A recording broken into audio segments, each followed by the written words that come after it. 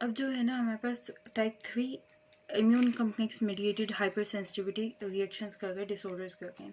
अच्छा, अब जो हमने टाइप 2 पढ़ा था ना, टाइप 2 में क्या होता था, आपके पास ये रेड ब्लड सेल था, इसके ऊपर एंटीजन इस तरह से एक्सप्रेस हुई पड़ी थी, ठीक है, वो इंटीग्रिन पार्ट थी या फिर उसके ऊपर एक्सप्रेस हुई पड़ी थी। लेकिन जो टाइप 3 है ना आपके पास, इसमें एंटीजन जो है दैट इज फ्री होती है, फ्री मूविंग एंटीजन होती है, ठीक है।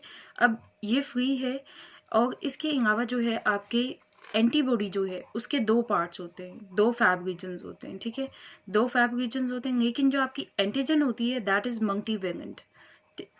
आपकी एंटीजन जो है बहुत सी मल्टीवेलेंट मीन्स कि आपकी जो एंटीजन है बहुत सी उनके साथ फर्दर अटैच हो सकती है, एंटीबॉडीज़ के साथ, डिफरेंट एंटीबॉडीज़ के साथ अटैच हो सकती है जो आपकी एंटीजन है। अच्छा, अब होता क्या है, प्रोसेस क्या है कि आपके पास एंटीजन है, ठीक है, ये एंटीजन है, ये आगे से प्लाज्मा में जब एंटीबॉडीज डिटेक्ट करेंगे तो यहाँ पे डिफरेंट साइट्स पे ये एंटीबॉडीज इसके बाइंड कर जाएंगी, ठीक है, और इसी तरह से फर्दर आगे यहाँ पे एंटीजन ये इस तरह इससे बाइंड करेगी इससे। तो एक कंप्लीट इम्यून कॉम्प्लेक्स जो है, एक एंटीजन एंटीबॉडी कॉम्प्लेक्स की फॉर्मेशन हो जाती है, एक मैशवर्क, एक चैनल, एक पूरा नेटवर्क बन जाता है और उसको कहते हैं इम्यून कॉम्प्लेक्स, ठीक है। अब ये जो इम्यून कॉम्प्लेक्स है ना, ये डिपॉजिट कर जाएगा इन वेरियस टिश्यूज, ठीक है, ये जो इम्यून कॉम्प्लेक्स है ये डिपॉजिट कर जाएगा। ये नॉर्मली इसको रेटिकुलो एंडोथेलियन सिस्टम जो है वो रिमूव कर देता है इस इम्यून कॉम्प्लेक्स को। अगर वो फेल हो जाता है तो ये डिपॉजिट कर जाएगा basement membranes of many organs, जैसे कि किडनी हो गया, लंग हो गए, इस तरह से किडनी में नेफ्राइटिस कर देगा, वेसल्स में वैस्कुलाइटिस कर देगा। तो इसकी डिफरेंट मैनिफेस्टेशंस आ जाती हैं टाइप 3 इम्यून कॉम्प्लेक्स मेडिएटेड जो रिएक्शन है, हाइपर सेंसिटिविटी रिएक्शन है उसकी, ठीक है। अच्छा, अब इसमें हमने ये देखा है कि ये सबसे पहले तो क्या एंटीबॉडी है, उसके दो पार्ट्स हैं, फैब दो फैब रीजन होते हैं और एंटीजन जो है वो मल्टीवेलेंट होती है और इम्यून कॉम्प्लेक्स की फॉर्मेशन होती है, वो डिपॉजिट हो जाता है ऑन द बेसमेंट मेम्ब्रेन, ठीक है, डिफरेंट ऑर्गन्स की। और जब वहाँ पे अटैच हो जाएगा, डिपॉजिट कर जाएगा, तो ये फिर कॉम्प्लीमेंट एक्टिवेशन करवा देता है।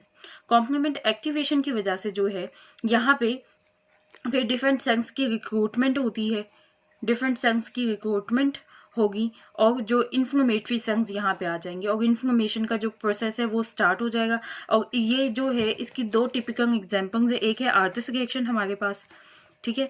आर्थस रिएक्शन में क्या होता है कि आपके exposure to the antigen, frequently antigen से एक्सपोजर होता है, ठीक है, और उसके अगेंस्ट, इस एंटीजन के अगेंस्ट पे एंटीबॉडीज आपकी बॉडी में प्रोड्यूस होती हैं, ठीक है। अब जो एंटीजन से एक्सपोजर होगा कंटिन्यूसली हो रहा है, तो कंटिन्यूसली जो है ये रिएक्शन चल रहा होता है और कॉम्प्लेक्सेस बन जाते हैं इन द वेसल, ठीक है, मोकंग ही बनेंगे, ठीक है।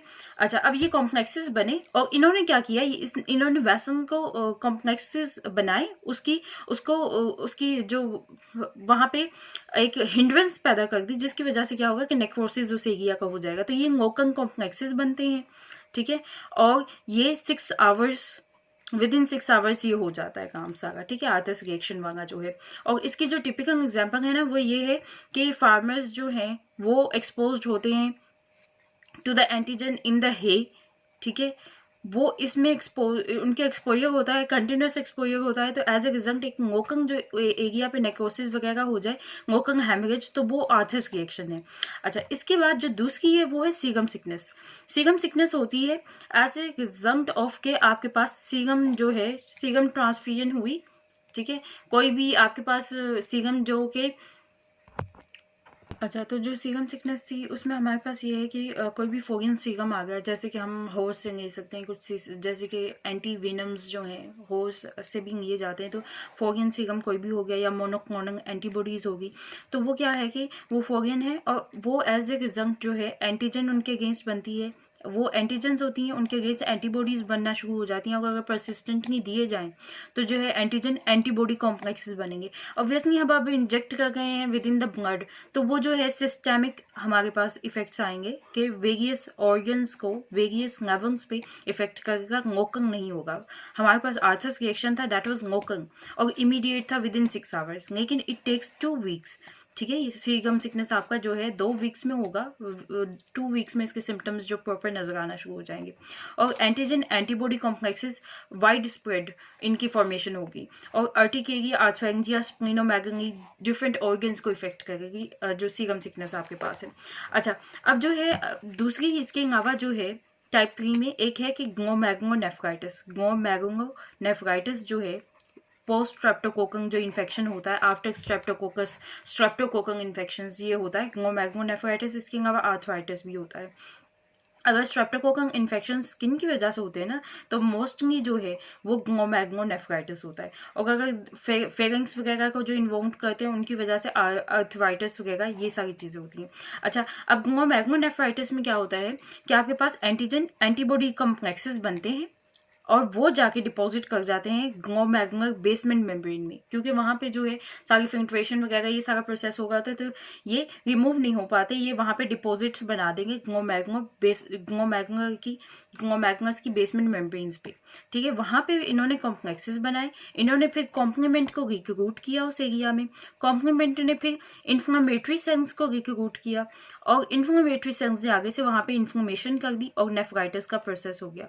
तो ये जो है ग्लोमेरुलोनेफ्राइटिस, सीगम सिकनेस, आर्थरस रिएक्शन, इसके अलावा जो है SNE, IgA नेफ्रोपैथी, ये सारे जो हैं ये इसी की मैनिफेस्टेशंस है। SNE जो है, IgA नेफ्रोपैथी, जितने भी जो हमने ऑटो इम्यून डिजीज वगैरह ये सारी पढ़ी है ना, जैसे SNE है, तो ये जो है ये type 3 mediated immune complex mediated reactions होते हैं, ये सारा इसमें होता है।